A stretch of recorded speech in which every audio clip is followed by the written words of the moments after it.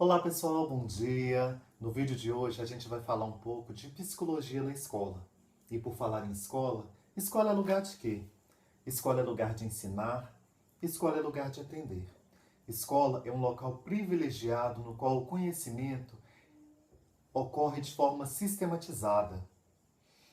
E para os alunos, o que é escola?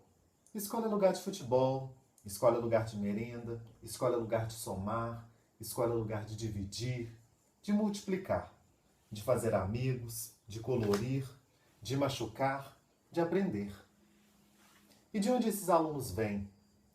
Cada aluno traz a sua cultura, traz o seu contexto próprio, que exerce grande influência nas formas de ensinar e, sobretudo, nas formas de aprender. É um desafio para nós, enquanto docentes, enquanto pedagogos. Inúmeras relações interferem nas relações de ensino e também nas relações de aprendizagem. Vamos citar algumas: relações econômicas e materiais, relações sociais, relações institucionais, conteúdos e métodos de ensino, concepções e também teorias. Para compreender como essas múltiplas relações influenciam as relações de ensinar e de aprender, é importante a gente recordar alguns aspectos fundamentais da história da educação. E para isso, compreender como funciona a história da pedagogia. E aí eu faço a indicação de dois livros excelentes. Esse primeiro, que é do Gautier, que ele fala da história da pedagogia. E esse outro, que é bem complementar, é do Franco Cambi, ele também traz importantes relatos sobre a pedagogia. Será que quando um adulto é alfabetizado, um adulto que nunca frequentou a escola, o processo de alfabetização ele é o mesmo do que ocorre com uma criança? Há que se pensar. Nosso grande desafio, enquanto professores, é garantir que todas as crianças tenham um processo significativo de ensino. E mais que isso, um processo significativo de aprendizagem.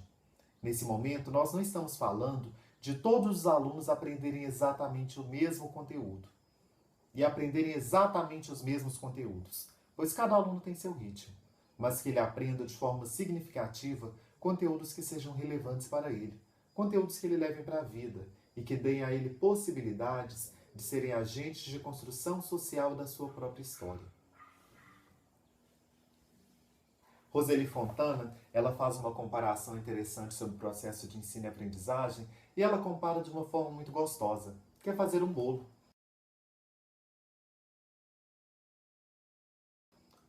Será que existe uma única forma de fazer um bolo?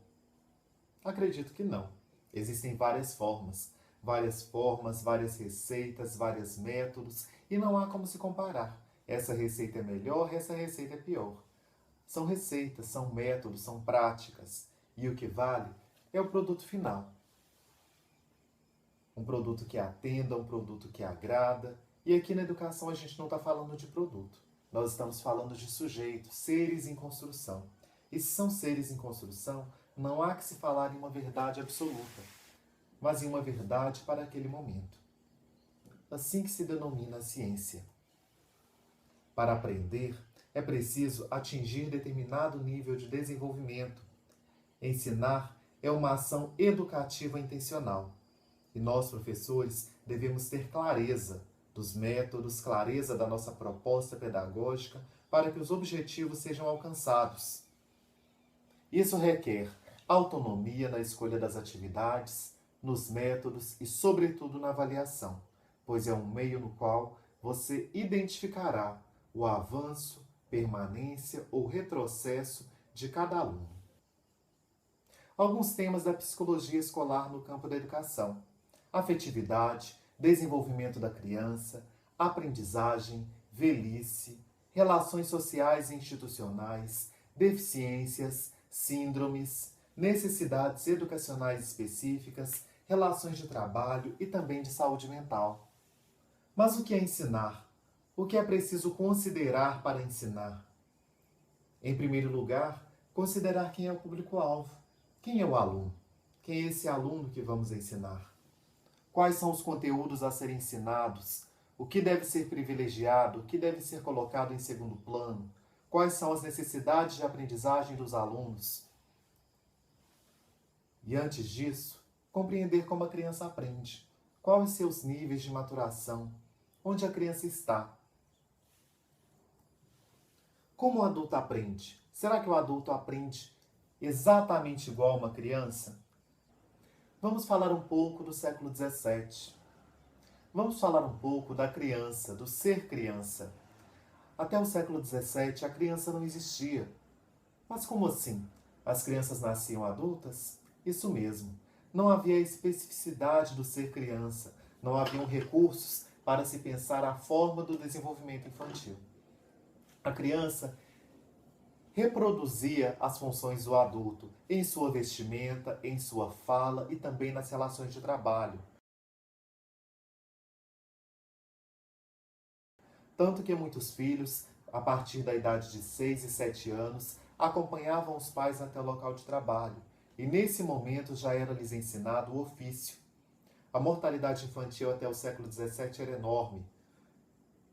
Fato que era ampliado pelas próprias relações, condições de trabalho, relações de higiene e relações de saúde. Mas não se preocupava, pois as famílias elas geralmente eram grandes. E quando se perdia um filho, se tinha outro.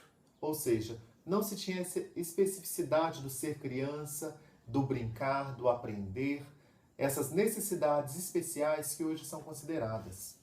Essas necessidades específicas. Quando a gente analisa algumas obras antigas, a gente percebe, através de alguns quadros, a vestimenta das crianças. E não há diferença entre a vestimenta da criança e a vestimenta do adulto.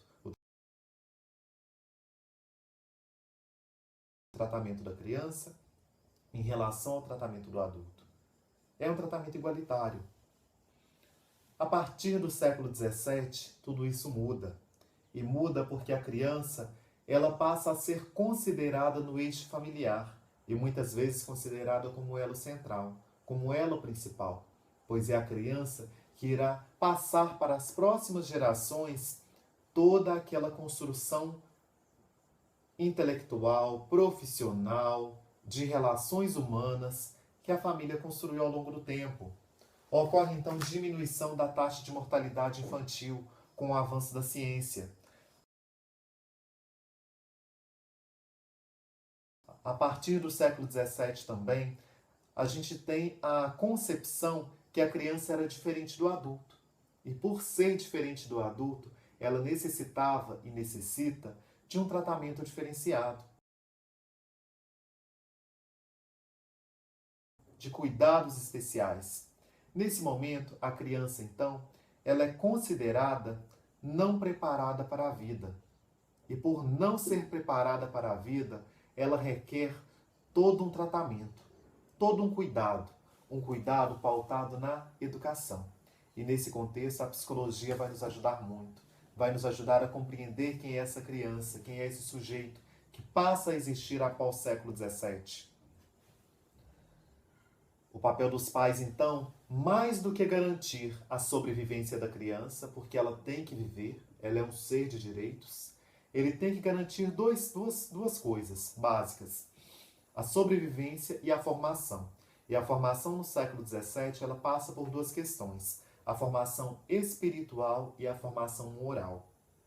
A raiz da educação ela está sim pautada na religião, em uma educação moral, pois acreditava-se nessa época que a partir da educação espiritual, a partir da educação moral, o sujeito alcançaria níveis superiores, níveis elevados de aprendizado. Antes do século XVII, a educação não era pensada no universo infantil. As crianças aprendiam ajudando os adultos, convivendo com os adultos. Após o século XVII, tudo muda, pois a educação passa a ser responsabilidade da família e responsabilidade da escola. Nesse momento, há que se atentar pela ausência do Estado, pois não há ainda a obrigatoriedade do ensino. O ensino nas escolas é destinado às pessoas, às crianças que têm alto poder aquisitivo, reflexo da divisão de classes presente na própria sociedade. No século XVIII, ocorre a emergência de um mundo específico para a criança.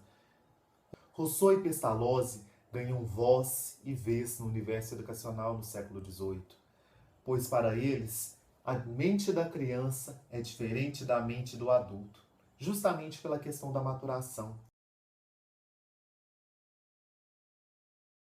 Apenas no século XX foram desenvolvidos estudos científicos sobre o comportamento da criança.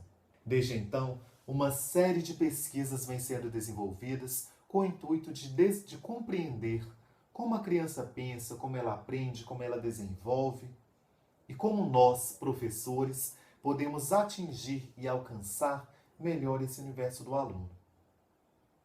Alguns estudos que merecem destaque: os estudos das inteligências múltiplas de Gartner, as diferenças individuais e as etapas de maturação, tão bem descritas por Piaget e por Vygotsky, e, sobretudo, a influência das relações sociais no desenvolvimento infantil. Algumas abordagens importantes na educação: a abordagem inatista maturacionista, o comportamentalismo, a abordagem piagetiana, a abordagem histórico-cultural. Todas elas serão cuidadosamente detalhadas nos próximos vídeos e também detalhadas nas próximas aulas. 2 vídeos que eu recomendo: a invenção da infância e também um vídeo do Karnal.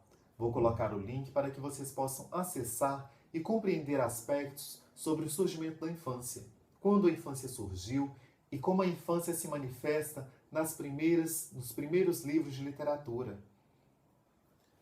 É importante a gente compreender também que, mesmo estando no século XXI, tendo passado pelo século XX com amplo desenvolvimento da ciência, mesmo hoje a gente tem crianças sem o exercício do direito de ser criança.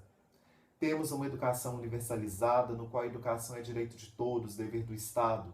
Contudo, inúmeras crianças se submetem a uma dupla jornada: a jornada da educação vinculada à jornada do trabalho. Isto quando a jornada da educação não é substituída pela jornada de trabalho. Estamos falando de trabalho infantil. Muitas crianças se submetem a essa prática como fonte de apoio à própria renda familiar. É importante considerar esses aspectos, sobretudo, se desejamos um mundo melhor, se consideramos que a criança possui especificidades que lhe são desenvolvidas nessa faixa etária. Há um tempo de maturação, há uma inteligência a ser ampliada, há conhecimentos a serem construídos. E construídos não amanhã, mas construídos hoje, enquanto o sujeito é criança, enquanto o sujeito é um ser de direitos. Até a próxima, pessoal!